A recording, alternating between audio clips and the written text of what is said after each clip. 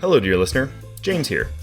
One of the goals that Andy and I have with this podcast is to help get folks plugged into volunteer and advocacy opportunities across the city. You may have noticed in 2025, we've been focusing more on organizations you can plug into and trying to highlight things that will hopefully make a difference here in our city. And I wanted to announce an Urbanism forum that is coming up on August 7th. So if you're listening to this right when it comes out, it's next week. The Urbanism Forum is going to be a chance to sit down with urbanists and non-urbanists alike to discuss neighborhood issues, things like parking, density, changes to character, and to figure out where we can find common ground, bridging the divide between urbanists and non-urbanists through conversation. It'll be a great opportunity for you to practice your advocacy skills, and the forum is actually going to be moderated by Andy. So if that sounds interesting to you, it's going to be August 7th at 4 p.m. in the Curtis Park neighborhood. I'll go ahead and put an RSVP in the description for this podcast, so if that's of interest to you, go ahead and click that link and RSVP, and hopefully we'll see you there. Anyway, on with the podcast. Hello, I'm James Warren. And I'm Andy Cushen. And this is the Denver Urbanism Podcast, a podcast on all things city building in the leafy city of Denver.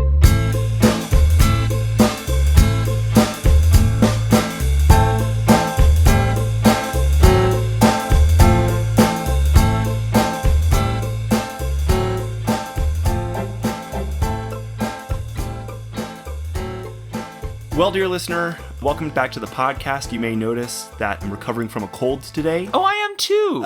We didn't even talk about that. Careful listeners of the show will recognize that this is actually the second time I've been recovering from a cold on the show. So if you are an attuned listener and you know what that other episode was, leave it in the comments and you'll win big. We'll give you a shout out on the next episode.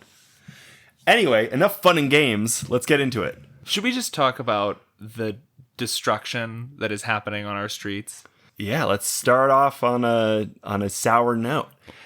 Listeners have heard us talk about Vision Zero, and we have talked with a Safe Streets advocate and local champion, Jill Locantore, before about crashes on our street. But we think that this is sort of a good episode to introduce a very specific point of conflict and potentially, depending on how you feel, a point of optimism about Vision Zero in Denver. So for folks who travel around Denver pretty often, the Colfax Viaduct, it's not some kind of mysterious thing. It's a normal part of your commute, either as you're taking the 16 or you might be driving. The Colfax Viaduct takes you out of the kind of downtown area by Auraria, over the Platte River, over the kind of parking lots by Mile High, and it lands you on West Colfax by basically like Irving. Well, the other thing that it does is you go underneath that Federal Bridge. I guess other listeners maybe take Federal every day, and so then they're used to sort of just driving over Colfax, and they have the dramatic view, of downtown there. Those two bridges and the way they intersect, and the land dedicated to the on-ramps and the off-ramps and the sort of access roads that are nearby, the Colfax and Federal Cloverleaf is a scourge on West Denver. It is a source of death, property damage, destruction, air pollution, and it didn't have to be this way. And let's be honest, it was always rooted in destruction and in demolishing maybe not cars at the time, but properties. The area that is today the Colfax Federal Cloverleaf was once neighborhoods. In fact, it was an entire town unto itself. The town of Colfax existed before it was subsumed by Denver later on. There was actually then also another town, Brooklyn, which then had a little 6-month spat with Colfax. Then Brooklyn was absorbed into Colfax, and Colfax was absorbed into Denver. And the sort of remaining proof of that, dear reader, if you don't want to go look on sort of digitization of newspapers, is the original Brooklands, which is still an existing structure sort of down underneath the Colfax Viaduct. Brooklands, in that name, is in reference to the fact that there was once a town that people called Brooklyn there. And this town, it was a Jewish community. Later, it became more of a Hispanic community. It sounded like it's kind of started off as a Jewish community and later became predominantly Hispanic. And the Bottoms was a neighborhood kind of like in that area as well. And this was home to hundreds of people and dozens of businesses. And they called Federal and Colfax their home. The Colfax Federal Cloverleaf was to try and serve the Colfax Viaduct better. A lot of viaducts in our city were built to support public transit, but the Colfax Viaduct was pretty much always an auto-dominated viaduct. And in the 1950s, they started planning to create this interchange to make it easier for people to get in and out of the city. This is what we talked about on the Eras Tour with Ken Schruppel, is just like, how do we get people in and out of the city? The Colfax Federal interchange was one of the answers to that. I found a funny 1916 mention of the Colfax Viaduct, which was sometimes called, I guess, the Jewish Passover, which is a pretty good name for it. And it shared headlines such as, Texas Prohibition Election Doubtful, and Bandits Loot Bank, 2 die in battle. And then there was an ad for a film with the tagline, Riches or Love, for which should a girl wed? And so it kind of speaks to another time in our city's history that, we don't embody so much anymore. And it's funny that you're mentioning 1916. I mean, you can go back further, like some of the original sort of settlers, the original sort of Western settlers, I should say, that kind of came to that area. You're talking about as early as like the 1880s, 1890s, that there are people living in that area. It's the same wave of sort of German Jewish immigration that like brought folks to Brooklyn and to New York, that then brought folks, of course, to Denver. And so we had this kind of wave of German Jews and then later a wave of Russian Jews. And so that neighborhood was well established by 1916. And you then in your neighborhood can probably imagine the oldest house on your block, or sort of the oldest, school that might be in your neighborhood that serves kids, and kind of it's a stately building, right? This part of Denver had history, had charm, had buildings. It definitely had difficulties too, right? Like there's some real meaningful sort of issues with living in an area that throughout the early part of the 1900s was subject to regular floods. This sort of elevation change there is like pretty extreme, so you get a lot of like water runoff. So there were definitely issues. Nobody would sort of say that like the settlement that was there was like perfect and a sort of urban utopia. But I think even just to take a second and like look at a photo of what was there before really kind of changes your mind. Because, if you're a listener and a frequent sort of driver or transit rider in this area, like it's just highways now. So going back, there's a series of photos from the Denver Public Library's Western History and Genealogy section that are just photos of the Colfax and Federal interchange. Back when it was a regular intersection, just an intersection at grade. And you can see the little stop signs and traffic lights. There are power wires. There are delivery trucks that are making deliveries to little, burger shops and small corner stores. You can see the front porches of people's houses. I mean, I'm talking less than 70 feet from the traffic light that back in the late 1940s moved all of the traffic at Colfax and Federal. A person lived there. Versus now, from that same spot, I suppose you'd just be on some embankment or berm. Right. No trace of that really survives.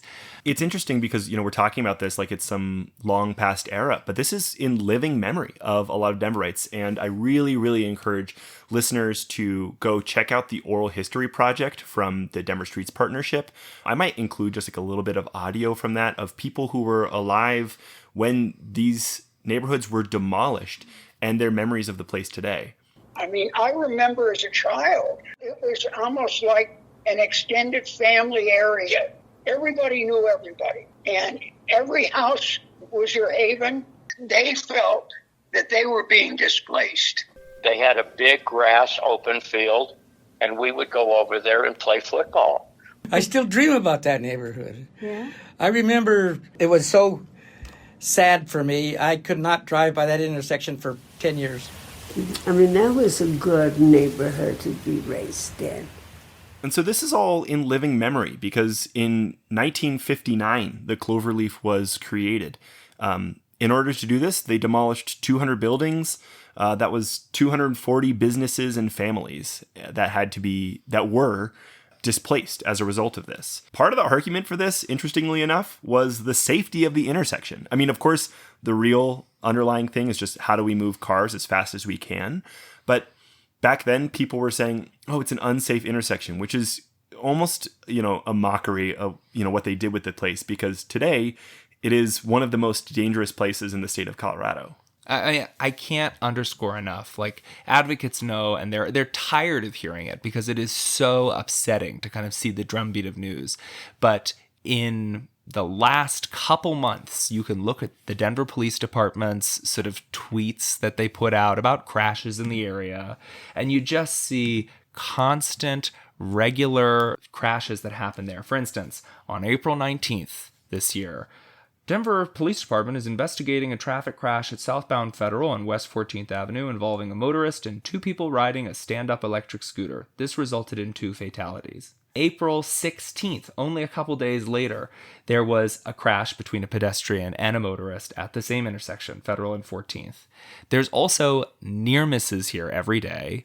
There are fender benders and just the sort of regular incidents of people's possessions, people's property being damaged or lost, but people's lives being lost at this intersection. Every single year, I mean, if it was one person who died a year, we would go, that's really shocking. You can't find a sequence of 5 years where you don't have more than a half dozen fatalities, at this intersection. And that's just one of the various corners of this intersection, right? Federal and 14th. Obviously, there's a northern part of the area, which is like Federal and 16th or Federal and 17th.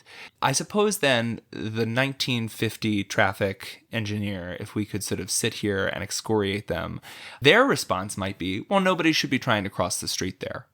Right. But the current conditions of that intersection are that actually Colfax is a very useful transit route. And Federal is a very useful transit route.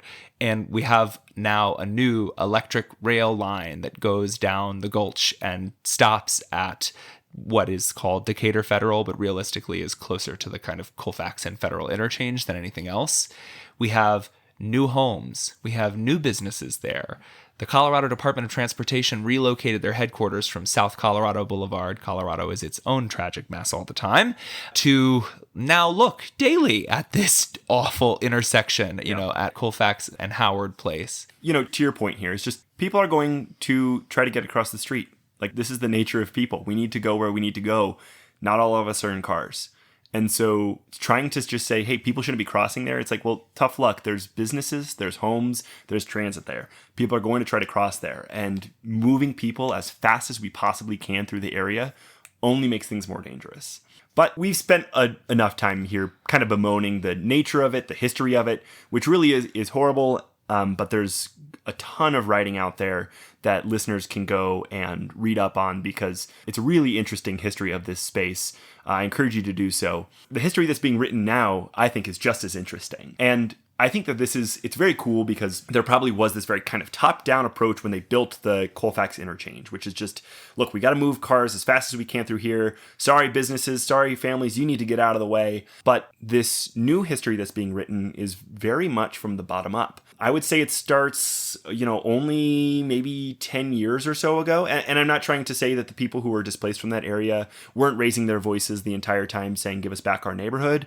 But a real concerted effort to elevate those voices and to make progress upon those voices started, maybe around 2017 or so, when groups of advocates in the city started saying, hey, that intersection kind of sucks in a big way.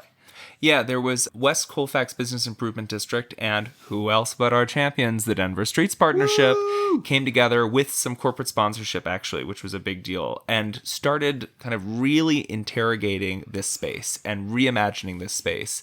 They had activations where they even put up kind of like mock sort of storefronts and mock kind of houses along the sort of green grassy areas on sort of Federal and that sort of Colfax interchange within there.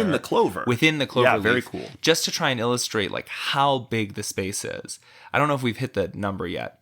29 acres of prime urban land. 29 acres within like 3 miles as the crow flies of the Colorado State Capitol, are dedicated to just moving vehicles. No other business or no other sort of residences, no other use of that space, not a park or anything. And that moving of the vehicles requires, in this case, a huge amount of just vacant land. It's a cloverleaf, right? The inside of that clover, like the inside of those leaves, is just empty.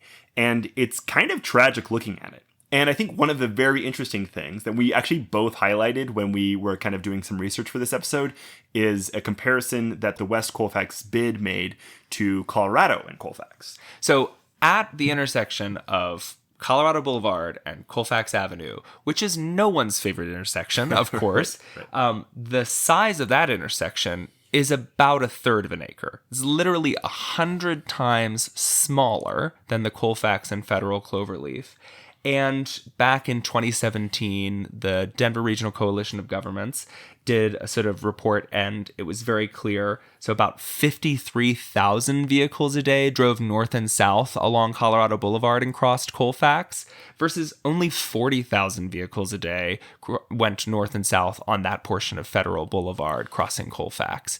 Again, 100 times larger of an intersection for 13,000 fewer vehicles. Efficiency isn't even an explanation anymore. And listeners might say, well, what about the Colfax level of service? Which I did not think to check. The Colfax level of service it's a similar story. Colfax in Colorado carries 30,512 people, and the Colfax Federal route carries 31,088 people. So about 500 people different, and it just doesn't justify a 100-fold use of land. That's just absurd. So going back to 2017, once these kind of tactical urbanist interventions were happening, where we're physically sort of mocking up the size of buildings that could happily fit in the real estate that exists here, this starts getting a lot of attention, right? So hence the title of the episode, Over the Cloverleaf, is sort of a real catchy kind of way of understanding this. A series of events then kind of go from there. Again, there's a grassroots sort of action on this. There's institutional buy-in in a small way from the Business Improvement District. There's a series of investments that have been made. The W line opens. You have over 1,800 multifamily homes that are built within I'm going to say 2.5 block radius of this. I mean, you can trust me on this one. You can look it up at Build Up Denver. I'm happy to tweet out the sort of the numbers on this. So many homes are sort of being delivered to this area. So many businesses are sort of coming to this area. So much new interest, and there's so much investment in this area with this outdated, deadly piece of traffic infrastructure that after years and years and years of the sort of drumbeat of these deaths, finally, in 2021, another report comes out about how this intersection needs to change. There's then the West Area Plan that sort of plans for a redoing of this interchange, which is the city really committing a vision here towards changing this intersection and making something that is more in line with the sort of scale of the actual like vehicle traffic that is, necessary here, as opposed to, some crazy highway interchange. And then in 2023, it's announced that the Colorado Department of Transportation, that owns both of the roads at this section, that they would receive $2 million from the federal government in order to study how to remove this interchange. And this is just like a huge coup. It can't be said enough. In 2017 and even in 2021, I remember reading like kind of the quiet rebuttal of sort of traffic engineers like, oh, well, like the federal bridge going over Colfax there is actually less than 20 years old. It's in great condition. So that's pretty wasteful to like try and tear it down. Right. Meanwhile, the drumbeat of deaths. Oh, well, we're going to do a safety intervention at 14th and Federal. We're going to put these little like green men out there, and that's going to make it really visible that people are crossing the street. Meanwhile, the drumbeat of deaths. Like, it is a major, major victory for advocates and community members to have said one story over and over that this is unacceptable and needs to change. And it's a major win then that the biggest sort of baddest traffic engineers in town then said, okay, yeah, maybe we do need to change it. So some version of change is coming. This is one of the reasons why we wanted to talk about this. Like, this is going to be a long sort of conversation. There is so many more years to go. Yeah. You just gave me an update on this. So Denver Streets Partnership, our champions, had this oral history project, and then had a community dinner only a couple months ago where they invited residents of the sort of the neighborhood nearby, Sun Valley, to kind of see a screening and talk a little bit about the Colfax and Federal Interchange. And a friend of ours was there. Do you remember what did he tell you? about that? So this $2 million, of course, it's a federal grant. So I think there was some worry maybe that some of this money was in doubt because of the Trump administration, but it sounds like that money is still there. It sounds like CDOT is still committed to actually using this money. Now, this money is not for design work. They are not sketching out the plans of where the roads are actually going to go or anything like that. This is to create a plan. This is to create conceptual drawings and do a lot of stakeholder outreach to decide, hey, when we do have the design dollars, this is what we're going to design based on. That is huge. I'll tell you this. DOTI, CDOT, any transportation infrastructure will not move on something if it's not in a plan. We've talked about this before. If it's not in a plan, it doesn't exist. And so the fact that this is getting into an actual plan and not just an interesting city document is monumental. I think also as well, another reason I was really excited to talk about this with you today is I'm going to break some news to you, dear listeners. So I've seen some really juicy, for some people extremely boring, construction documents for the federal BRT, and at least in the 30% design, strangely to me in some ways, CDOT proposes actually redoing the sort of on and off ramps as you sort of are coming north on Federal. You can take the sort of eastbound Colfax on-ramp, or if you want to go south on Federal, you can take a sort of like off-ramp of Colfax in order to come sort of south on Federal. They would reconfigure both of those ramps to make the footprint smaller, giving a new acre of sort of land back in that section. And again, an acre doesn't sound like a lot when we're talking about 29 acres. I'll just remind you, an acre could fit 3 of the intersections of Colorado and Colfax. So like, we are talking about a blight that is so big that an acre could probably fit another couple hundred homes in this area. Yeah. Many hundreds of homes have been fit on acreage that big. To me, I saw this and thought, wow, like, not only is the future state here being imagined where the wholesale removal of this type of sort of really nasty and deadly traffic infrastructure is going to happen, but even in the medium term, further efforts are not going to go towards speeding up traffic in that area. It's going to go towards reducing the scope, reducing the damage, making this safer. Other proposals in that 30% design involved sort of more reconfiguring at Federal and Howard and 14th. I think we can get much more aggressive about that area. I mean, both you and I have been on like separate sort of safety walks in that area, and you bring, policymakers and stakeholders to that area and just say, like, look at what's happening here. The number of people who are transferring buses, the number of people who are sort of running across the street in order to try and make the train, the number of people who are trying to sort of turn, or, the buses that are trying to turn that can't turn.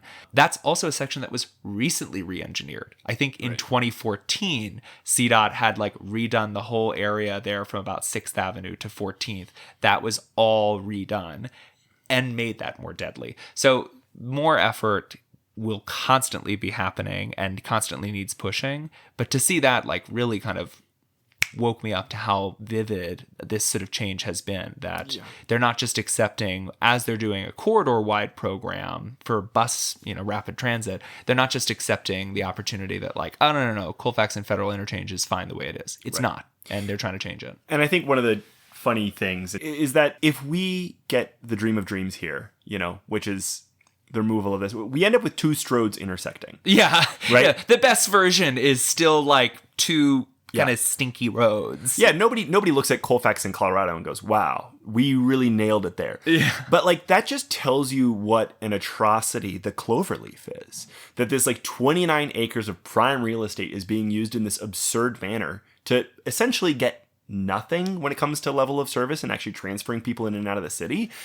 That like we here on the Denver Urbanism podcast are advocating in lockstep with the Denver Streets Partnership and City Street safety advocates for 2 stroads intersecting. That is what we're asking for. And, not to say we can't dream bigger. Obviously we could. But like that would be a massive improvement to this place. And those conversations are happening now. If you are sort of interested in this, reader, again, I would really encourage you to look into some of the excellent journalistic work that was done by Nate Miner while we had him here at Denverite and CPR, and the actual website for the Denver Streets Partnership, which has documented over and over and over again the types of tactical urbanist interventions they've done, the videos they've done, the sort of pushes and email sort of lists that they've tried to kind of put out to policymakers on this. And I would encourage you to really be mindful of this $2 million grant and this opportunity to sort of plan for the future. You know, I think we get wrapped up really easily in like fancy renderings of a new like National Women's Soccer League stadium, or the River Mile, all these like big kind of flashy transformations. But a quiet transformation has been happening right there over the last 7 years since advocates have really kind of like hoisted the momentum of change on this. We have thousands more residents in that neighborhood. We have thousands of people who want it to be a better neighborhood. We have now the actual State Department of Transportation right there in that neighborhood witnessing the kind of carnage every day. So we actually are now in a place where like your attention, your voice, it's been proven to matter. Yep. So the more you contribute your voice and your attention to this intersection and to this sort of Cloverleaf, the more that attention will actually produce change. I'll include links to the Denver Streets Partnership and to many of the things that we talked about on this episode in the description. So if this is of interest to you, please click on those links, get plugged in. This is a great opportunity to really change the future of the city and to be telling a new oral history in another 50 years. The Denver Urbanism podcast is a production of longtime blog Denver Urbanism and sister blog Denver Infill. You can find more information at denverurbanism.com. Thanks for listening.